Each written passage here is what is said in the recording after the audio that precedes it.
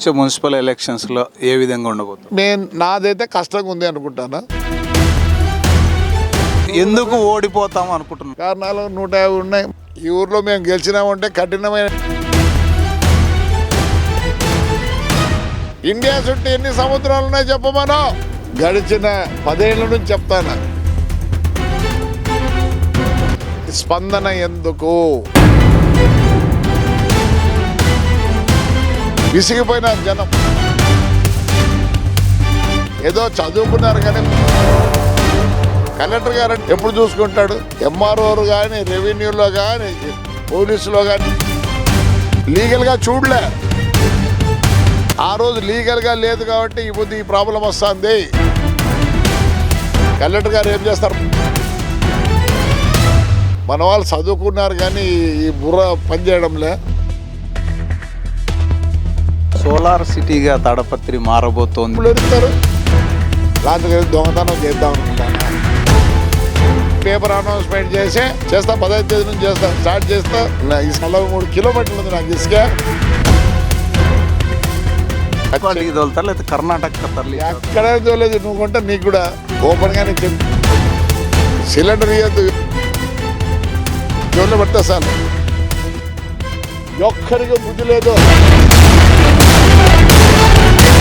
ఇక్కడ అడగమను సార్, బడ్జెట్లో 60 పైసలు నీళ్ళకి ఇవ్వండి, 2 ఏళ్ళకి మేము అప్పిస్తామని చెప్పొచ్చు. అనంతపురం జిల్లా తాడపత్రి నియోజకవర్గంలో తాడపత్రి పట్టణంలో ఈరోజు ప్రజా సమస్యల పరిష్కార వేదిక ఈరోజు జరుగుతోంది. పెద్ద ఎత్తున తాడపత్రి ఎమ్మెల్యే అస్మిత్ రెడ్డి గారు కూడా ఇవన్నీ కూడా పర్యవేక్షణ చేశారు. ఇంకా ముఖ్యంగా అనంతపురంలో కూడా లేని విధంగా ఇక్కడ మండలానికి కౌంటర్లు, మండలానికి సపరేట్గా అధికారులు, దానికి తీసుకుంటున్న అధికారులు, ఆ పరిష్కారాలు ఇవన్నీ కూడా డిఫరెంట్గా చేశారు. ఇక్కడ జేసీ ప్రభాకర్ రెడ్డి గారు ఉన్నారు. ఆయన అడిగి మరిన్ని వివరాలు తెలుసుకునే ప్రయత్నం చేద్దాం. సార్ నమస్తే సార్. ఎటువంటి సమస్యలు అంటే ఇంతమంది అనంతపురంలో జిల్లా వ్యాప్తంగా పెట్టినా కూడా రానంత జనాలు ఈరోజు చూసాము ఇక్కడ తాడపత్రి పట్టణంలో. ఎక్కువగా ఎటువంటి సమస్యలు మీ దృష్టికి వస్తున్నాయి సార్? ఇప్పుడు తాడిపత్రిలో అంటారు.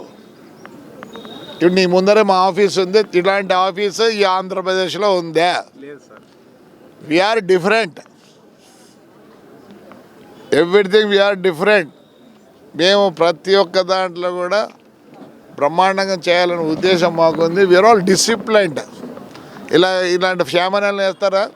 లేదు సార్. అందులో మండలానికి కాదు, ఇంకోటి చూసినా లేదో ప్రతి వికలాంగులకు ఒకటి, దాంట్లో రెవెన్యూ అట్లా పెట్టినాము. ప్రతి ఒక్కరికి నీళ్ళు, బిస్కెట్లు కూడా ఇచ్చినాం. ఎప్పుడు కూడా ఈ తాడిపత్రి అంటే ఇట్ల మీద డిఫరెంట్. పొలిటికల్లో కూడా డిఫరెంట్గా ఉంటాం, అది నీకు తెలుసు. ఎప్పుడు నా మీద రాస్తా అంటావు. రాస్తే ఏం కదలే. కానీ నేను ఈ పొద్దు కాదు, గడిచిన 10 ఏళ్ళ నుంచి చెప్తాను. స్పందన ఎందుకు అవసరం లేదు. ఈ స్పందన ఒకప్పుడు మా నాన్న ఎంపీ ఉన్నప్పుడు మేము కలెక్టర్ గారిని చూసేవాళ్ళము. ఆయన ఎప్పుడు కూడా కనపచ్చేవాడు కాదు ప్రజలకి, ఎస్పీ కానీ వాళ్ళు కానీ. అప్పుడు ఎంఆర్ఓ గారే అన్నీ చూసేది. ఆ పద్ధతిలో ఇది ఉండే. అవును, ఈ పొద్దు స్పందనలో మా వాళ్ళు ఇచ్చినారు. అంతకుముందు ఇవ్వలేదా ఎంఆర్ఓకి ఇవన్నీ? మరి ఇచ్చినారు. మళ్ళీ ఎందుకు ఇది? ఎస్, కలెక్టర్ గారు పాపం టైం తీసుకొని వచ్చినారు, బాగానే ఉంది. ఇప్పుడు మళ్ళీ ఇచ్చిన దానికి ఏమైనా డేట్ వేసి ఇంత లోపల మీరు ఇది క్లియర్ చేయండి, వాడికి కాదని చెప్పండి, అవుతుందని చెప్పండి. ఇవి రొటేట్ అవుతా ఉన్నాయి. విసిగిపోయినారు జనం.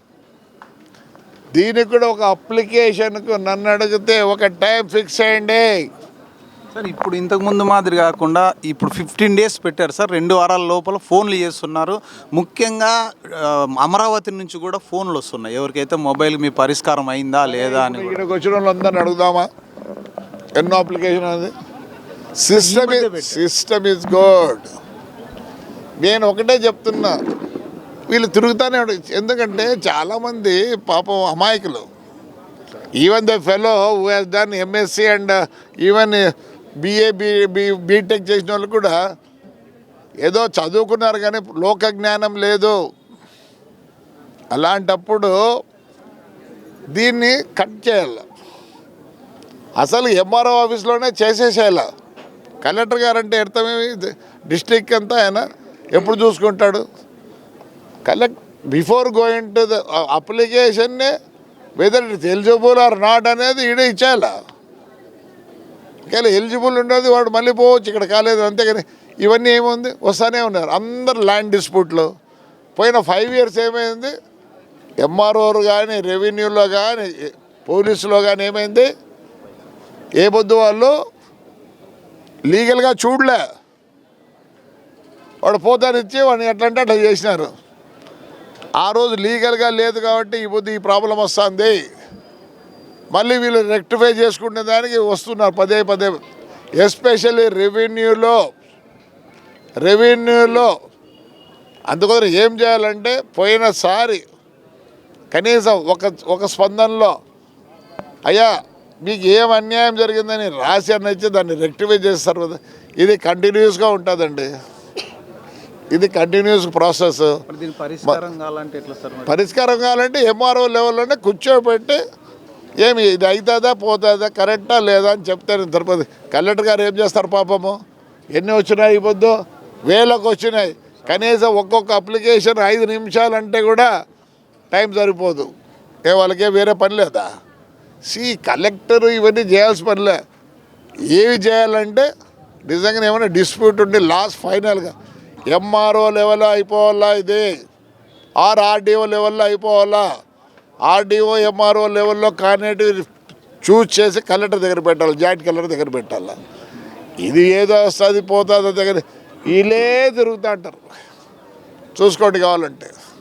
కలెక్టర్ గారే అన్నారు సార్, రిపీటెడ్గా వస్తూనే ఉన్నాయి, వచ్చినవే వస్తూనే ఉన్నాయి, ఎందుకు దీన్ని చేయలేకపోతున్నారు? వాళ్ళకి సాటిస్ఫై కావడంలే, కొందరిని సాటిస్ఫై చేయలేము, తెలియదు వాళ్ళకి. అలాంటి వాళ్ళు ఇంకా డిస్కార్డ్ చేయాలి. అర్థమైందా? ఏం కలెక్టర్ అంటే ఏమనుకుంటున్నారు? ఒకప్పుడు మా చిన్నప్పుడు కలెక్టర్ మేము చూసేవాళ్ళం కాదు, ఎస్పీని చూసేవాళ్ళం కాదు. ఇప్పుడు ఏమైపోయింది? నిజంగా చెప్పాలంటే కలెక్టర్ గారు ఆ లెవెల్లో లేరు, ఆయన కిందికి తెచ్చిపెట్టినారు. ఎలాంటి వాడు కలిసేది, ఎలాంటి వాడు ఇదే అది పరిస్థితి. కాబట్టి ఇది మారాలంటే మన వాళ్ళు చదువుకున్నారు కానీ ఈ బుర్ర పనిచేయడంలే వీళ్ళకి. ఏదో వాళ్ళు పట్టుకుంది ఇది కావాలంటారు, కావు కొన్ని. అర్థమైందా మీకు దయచేసి? అందుకోసము దీన్ని సిస్టమ్ మార్చాలి. సోలార్ సిటీగా తాడపత్రి మారబోతోంది అని విన్నాం, నిజమేనా సార్? అవును, సోలారు చేస్తున్నా కానీ డబ్బులు ఎవరిస్తారు? ఏదో చెప్తే ఎవరి దగ్గర పోతే ఏమంటారంటే ఇస్తున్నారు కదా అంటే. ఇప్పుడు హౌసింగ్ ఇస్తున్నారు, బట్ ఆయన డబ్బులు ఇస్తారో పోతారో నాకు తెలియదు. రేపు నెల 15వ తేదీ నుంచి నేను స్టార్ట్ చేస్తాను. డబ్బులు ఏడో లాస్ట్కి దొంగతనం చేద్దాం అనుకుంటాను మా ఊరి కోసము. ఏ బ్యాంక్? నేను కూడా వస్తాను సార్. దొంగతనం ఏం లే, నేను ఇంతవరకు ఇసుక అమ్మలే, నేను ఇసుక అమ్మలే, మట్టి అమ్మలే. ఇప్పటి నుంచి నాకు 43 విస్తీర్ణంగా ఇది ఉంది. నేను మళ్ళీ పేపర్ అనౌన్స్మెంట్ చేసి స్టార్ట్ చేస్తున్నారు. చేస్తా, 15వ తేదీ నుంచి చేస్తా, స్టార్ట్ చేస్తా. మట్టి సార్, మట్టిలో ఎందుకు నాకు ఇసుకే సచ్చింది ఈ నుంచి అటు వరకు 43 కిలోమీటర్లు ఉంది నాకు ఇసుక.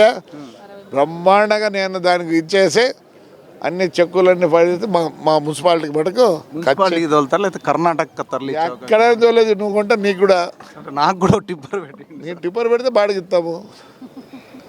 నేనే పెట్టుకుంటాను. నువ్వు పెట్టుకో మా ఇసుక లెక్కించి పో. సో ఎందుకు అందరు ఇష్టం వచ్చినట్టు అమ్ముతారు? మీరే చూడండి, మీరు చెప్పండి. నేను అమ్మినానేమో, నేను అమ్మలే చేసిన దాంట్లో నా కొడుకు కూడా వాడు సిఐ గారు ఏదో మాట్లాడా, దాన్ని కూడా సస్పెండ్ చేయించుకోవాలంటే కూడా మేము చేయించుకోలేకపోతుంది. అయ్యా ఈ విషయమే నేను కూడా న్యూస్ పెట్టాను. ఒక ఎమ్మెల్యే వచ్చి ఒక సిఐ కోసం రోడ్డు మీద మేము చూడు బాగుంటే ఎస్ఐని బాగా చూసుకుంటాం, సిఐని చూసుకుంటాం, డివైఎస్పీని చూసుకుంటాం, సిఐని అందరినీ చూసుకుంటాం. ఆ అమ్మాయి జైలుకి పోయి వచ్చింది పోయినసారి, ఈ అమ్మాయిని మోటార్ సైకిల్ కూర్చుంటే కింద పడింది, ఇది జైలుకి పోయి వచ్చింది. అందరూ జైలుకి పోయి వచ్చినారు. ఇక్కడ ఏంటికి కౌన్సిలర్ పదవి మాకు రావాలా, మా సైడ్ వస్తే తీసుకెళ్తాను. ఏమైంది? బాగానే ఉన్నారు, బ్రహ్మాండంగా ఉన్నారు. నేను అదే అనుకున్నానబ్బా, చాలా అప్లికేషన్లు పెట్టినా. సో నేను కూడా ఓపెన్గానే చెప్పి ఇసుక అమ్ముదాం అనుకుంటాను. సరే, ఇప్పుడు వచ్చే మున్సిపల్ ఎలక్షన్స్లో ఏ విధంగా ఉండబోతుంది? ప్రజలు ఏమైపోయినారంటే అంతకుముందు లెక్క జోయిలో పడింది చక్కగా. కష్టమో నిష్ఠూరమో వాళ్ళకి తెలియదు, మా లెక్క మాకు ఇచ్చింది అంటారు. మా వాళ్ళు ఏమో చెప్తున్నారు మొత్తం ఎన్నో 83 ఏమో ఉన్నాయి, మొత్తం 83 గెలుస్తామంటున్నారు. నాదైతే కష్టంగా ఉంది అనుకుంటాను నా వరకు. ఎందుకంటే మేము సరైన పద్ధతిలో రాష్ట్రంలోనే తాడపత్రి అంటే ఇలా ఒక చూపు చూస్తారు. ప్రతిపక్షంలో ఉన్నప్పుడే మీరు గెలిచారు, ఇప్పుడు పాలకపక్షంలో ఉన్నారు మీరు. అందుకు పాలకపక్షం ఉన్నప్పుడు ఎప్పుడు ఓడిపోతాడు, సరిగా చేసింటాడు. మాదొకటే డౌట్ అనుకుంటాను. మీరే అలాగే అంటే మీ కార్యకర్తల్లో భరోసా నింపారు. ఇప్పుడు ఏం చెప్పినా, ఇప్పుడు ఆఫ్ కెమెరా మీద ప్రమాణంగా ఇప్పుడు ఏం చెప్పినా నువ్వేంటి నువ్వు కూడా ఇంటివే మరి ఎందుకు నువ్వు కూడా ఎందుకు ఓడిపోతాము అనుకుంటున్నారు సార్? కారణాలు ఏమైనా చెప్పగలుగుతారా? కారణాలు 150 ఉన్నాయి మా ఊరు కారణాలు 150 ఉన్నాయి. వేరే వాళ్ళ గురించి నాకు తెలియదు. ఒక 5 చెప్పండి. 5 చెప్పాలా? కారణాలు మెయిన్ కారణం వచ్చి ఆ జోయిలో పడలే జనాలకి, వాళ్ళకి ఏం తెలియదు. ఊరికి మనం అనుకుంటున్నాము ఈ ఉచిత పథకాలు అంటారా సార్? ఉచిత పథకాల్లో అప్పుడు డబ్బులు జోలో పడ్డాయి, పడలే. ఎందుకంటే మేము రోజు తిరుగుతాం కాబట్టి వాళ్ళు మాతో సంభాషిస్తున్నారు. ఇప్పుడే చెప్పింది మా పాప. ఏం చెప్తుంది? తిట్టాన్నారు, చేస్తారు. అంటే సూపర్ జోయిలోకి పోయినాయి కదా, అట్లా స్కీములు లేవు. ఇప్పుడే మాట్లాడిన మా వాళ్ళతో, మీరు గెలిచారు ఈసారి చాలా కష్టం, మీరు గెలిచి నువ్వు కూడా ఉన్నావు. మరి మేము ఫ్రాంక్గా చెప్తాము. నాకు తెలిసి మాది చాలా టఫ్గా ఉంటుంది. అంటే మీరు వ్యక్తిగతంగా అంటే పార్టీని పక్కన పెడితే ప్రభాకర్ రెడ్డి గారు ఇప్పుడు కూడా వ్యక్తిగతంగా వచ్చేటప్పుడు పోస్టర్ కూడా చూశాను, తాడిపత్రి రక్షకుడు అని. అంటే యేసుప్రభు మాదిరి మీకు కూడా ఒక ఫోటో వేసి పెట్టారు. ఎందుకు రక్షకుడు అంటే పోయినసారి మా ఎక్స్ఎమ్మెల్యే గారు నాశనం చేసిపోయినాడు దీన్ని, అప్పుడు రక్షించిన. ఇప్పుడు కూడా నేను వాళ్ళకి అది అంతవరకు రక్షించినప్పుడు ఇప్పుడు ఓట్లు పడతాయి కదా, ప్రతిపక్షంలో ఉన్నాడు మీరే ఉన్నారు. ఇప్పుడు అదేంటి పడలేదే 15 అంట, అదంట ఇదంట, ఏంటో పడలేదే. చాలా ఉన్నాయి ప్రోగ్రాంలు. ఇప్పుడు మాకు ఎందుకు తెలుస్తుందంటే మేము రోడ్లో రోజు ఉంటారు మా కౌన్సిలర్లు. ఏదో ఒక చాట నీళ్లు తక్కువ లేవు, రోడ్లు బాగా లేకుండా లేవు, అండర్గ్రౌండ్ ఉండేది ఇది ఒకటే, ప్రతిదీ వెరీ గుడ్. కానీ వాళ్ళకి కావాల్సిందేమి ఉచితంగా డబ్బులు పడాలి. సూపర్ 6 పథకాలు పెట్టినారు కదా, ఇప్పుడు కూడా బస్సు 3 సిలిండర్లు, ఆల్రెడీ 4000 పెన్షన్, ఇవన్నీ వస్తున్నాయి కదా సార్. దాంతోపాటు నిదానం చక్కగా పడాలి లోపలికి. అవునులేండి, సిలిండర్ ఇవ్వద్దు ఎవరికి కావాలి మాకు సిలిండర్. మా లెక్క అయితే మాకు జోల్లో పెడితే చాలు, మేము సిలిండర్ ఎక్కువ పెట్టే కొంటాం. డబ్బులు కావాలి, జోలే కావాలి, చక్కగా పడితే వేస్తారు మనకి. ఈ విధంగా చేయడము కూడా కరెక్ట్ కాదని మేధావులు కూడా చాలా మంది చెప్పారు. ఉచిత పథకాల వల్ల చాలా ఇబ్బంది ఉంది చెప్తున్నా. ఈరోజు చెప్తున్నా, దయచేసి చెప్తున్నా, ఒక్కరికి బుద్ధి లేదు ఈ జనానికి. ఒక్కటి అడగమను సార్, బడ్జెట్లో 60 పైసలు నీళ్ళకి ఇవ్వండి, 2 ఏళ్ళకి మేము అప్పిస్తామని చెప్పచ్చు. పంటలు పండించే ఏమి లేదు, అవన్నీ లేదు, ఉతికే అంత. నీళ్ళు కావాలంటే ఇప్పుడు సరైన కాలువలు ఇవన్నీ కూడా మౌలిక సదుపాయాలు కావాలా, డబ్బులు కావాలా? మీకు తెలుసో తెలియదో, అనుసంధానం అని నేను నెహ్రూ టైం నుంచి వింటాను. ఏమే వాజ్పేయి గారు అంత ముందుకు పడ్రి ఇప్పుడు చైనా మీకు తెలుసా? చైనాకి ఒకప్పుడు నేను చైనా ఇప్పుడు ఆడుతుంటే America, China, Japan are the number 1 countries today. వాళ్ళని పోల్చుకుంటే మనం ఎన్నో 40-50 ఏళ్ళు ఎనికి ఉన్నాము. రండి, అక్కడ అన్ని అనుసంధానాలు చేసినారు. ఆ ప్రావిన్స్ నుంచి ఈ ప్రావిన్స్ వరకు, ఆ ప్రావిన్స్ నుంచి ఈ ప్రావిన్స్ వరకు అనుసంధానాలు చేసినారు. మనకు ఒక ప్రాబ్లం, ఆ నుంచి బీహార్ నుంచి రావాలంటే ఇంకోటి ఒప్పుకోడు. కఠినమైన నిర్ణయాలు ఉండాలా.